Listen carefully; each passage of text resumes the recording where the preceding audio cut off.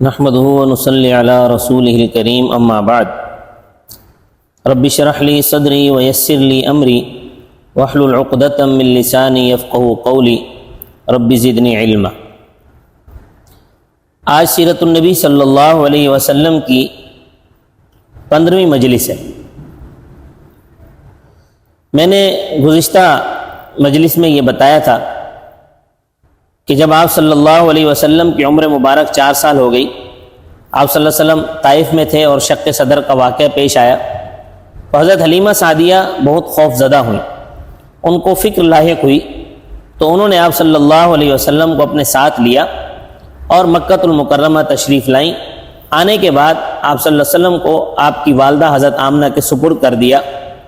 اس کے بعد آپ صلی اللہ علیہ وسلم نے اپنی زندگی کے 2 سال اپنی والدہ کے پاس مکہ المکرمہ میں گزارے۔ اس واقعے سے ہمیں ایک سبق یہ ملتا ہے کہ اگر ہمارے پاس بھی کسی کے بچے کی ہم بھی اگر پرورش کر رہے ہوں اور کسی کی اولاد ہمارے گھر میں رہ رہی ہو اور ہمیں یہ خوف لاحق ہو جائے کہ اس بچے کو نقصان پہنچ سکتا ہے، بچہ بیمار ہے، صحیح نہیں ہو پا رہا، یا بچے کے ساتھ کوئی مسائل پیدا ہو سکتے ہیں، تو ہمیں فوراً اس بچے کو اس کے والدین کے حوالے کرنا چاہیے تاکہ بچہ صحیح سلامت اپنے والدین کے حوالے ہو جائے۔ اس کے بعد آپ صلی اللہ علیہ وسلم اپنی والدہ کے پاس رہے۔ 2 سال آپ صلی اللہ علیہ وسلم نے اپنی والدہ کے ساتھ گزارے۔ چونکہ والدہ کی گود پہلی درسگاہ ہوتی ہے انسان کے لیے، تو آپ صلی اللہ علیہ وسلم اپنی والدہ کے ساتھ رہے۔ بچہ والدہ سے سیکھتا ہے، کھانا پینا بولنا، یہ زندگی گزر رہی تھی۔ جب آپ صلی اللہ علیہ وسلم کی عمر مبارک 6 سال ہو گئی تو ہمیں یہ معلوم ہے کہ حضور صلی اللہ علیہ وسلم کے والد محترم مکہ المکرمہ کے تھے اور آپ کی والدہ محترمہ مدینہ منورہ کی تھی، یعنی آپ کا ددیال مکہ المکرمہ کا تھا اور ننیال مدینہ منورہ کا تھا۔ تو آپ صلی اللہ علیہ وسلم کی والدہ نے یہ ارادہ کیا کہ وہ اپنے والدین کے گھر مدینہ المنورہ جائیں، تو آپ صلی اللہ علیہ وسلم کو لیا اور آپ کے والد کی طرف سے باندی جن کا نام ایمن تھا، ان کو ساتھ لے کر مدینہ منورہ کی طرف سفر پر روانہ ہوئی تاکہ حضور صلی اللہ علیہ وسلم اپنے ننیال بھی چلے جائیں۔ تو اس میں ہمیں یہ سبق ملتا ہے کہ انسان کو اپنے رشتہ داروں کے پاس اپنے بچے کو لے جانا چاہیے۔ بچے جب اپنی دادی دادا نانا نانی اور اپنے رشتہ داروں کے پاس جاتے ہیں تو اس سے وہ بہت ساری چیزیں سیکھتے ہیں۔ بچہ بچپن میں سن کر اتنی چیزیں نہیں سیکھتا جتنی دیکھ کر سیکھتا ہے۔ اپنے دادا دادی نانا نانی کو دیکھ کر بچہ تعلیم حاصل کرتا ہے، بچہ چیزیں سیکھتا ہے اور اس سے بچے میں محبت بھی پیدا ہوتی ہے، رشتوں میں محبتیں اس سے بڑھتی ہیں۔ حضور صلی اللہ علیہ وسلم کی تعلیم سے بھی ہمیں یہ سبق ملتا ہے۔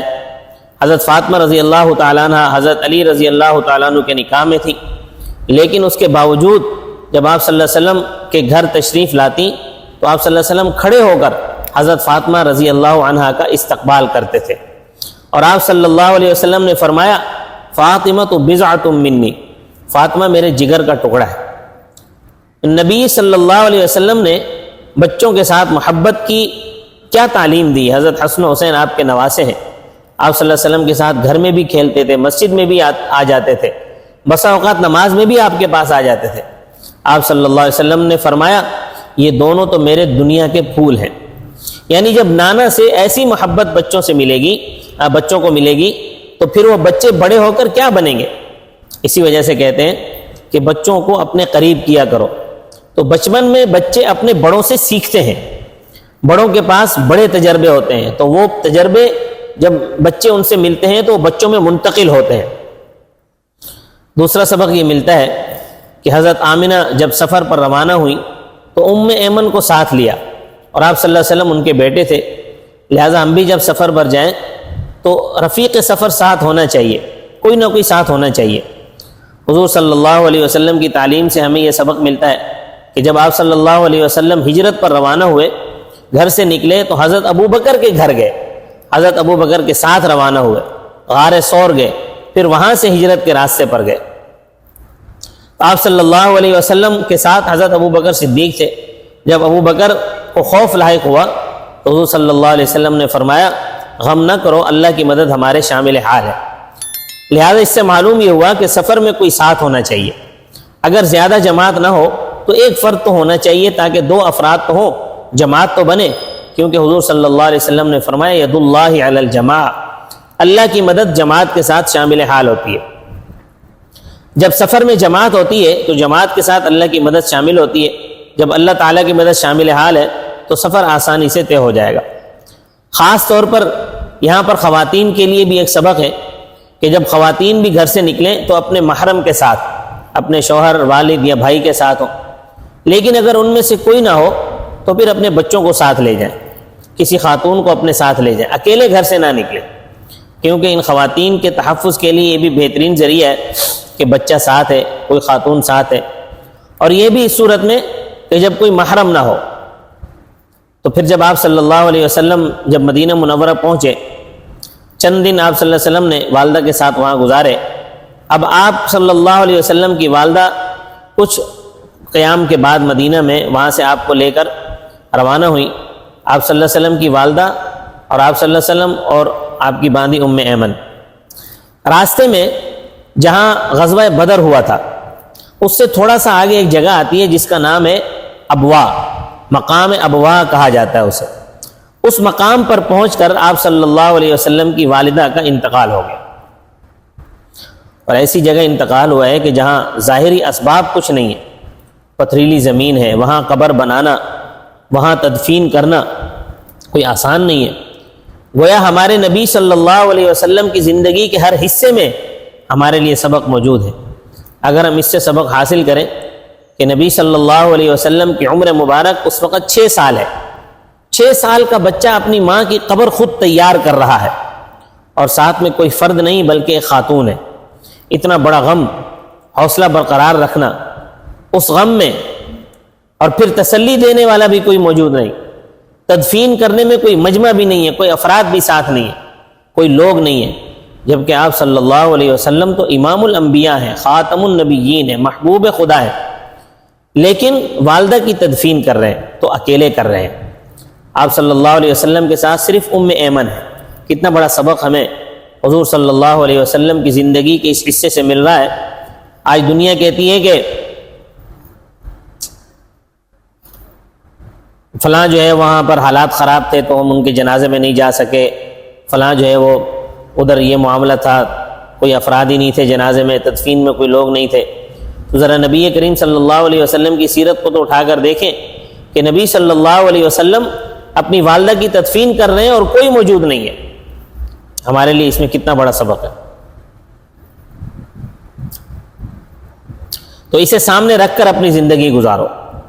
نبی صلی اللہ علیہ وسلم کی تعلیمات سے بھی ہمیں یہ سبق ملتا ہے کہ مسلمان کو ہر وقت آزمائش کے لیے تیار رہنا چاہیے۔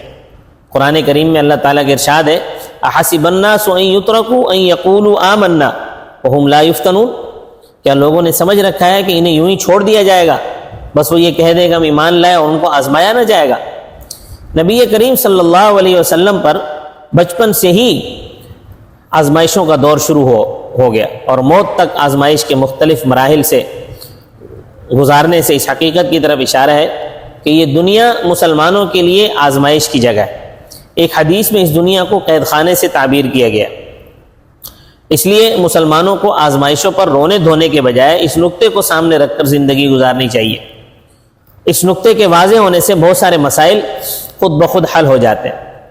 انسان کو آزمائش مانگنی نہیں چاہیے، ہاں لیکن آ جائے تو پھر اس پر صبر کرنا چاہیے، اور اس دعا کو اپنا معمول بنانا چاہیے، ربنا افرغ علینا صبرا وثبت اقدامنا وانصرنا علی القوم الکافرین، کہ ہمارے پروردگار صبر و استقلال کی صفت ہم پر انڈیل دے، ہمیں ثابت قدمی بخش دے، ہمیں اس کافر قوم کے مقابلے میں فتح و نصرت عطا فرما۔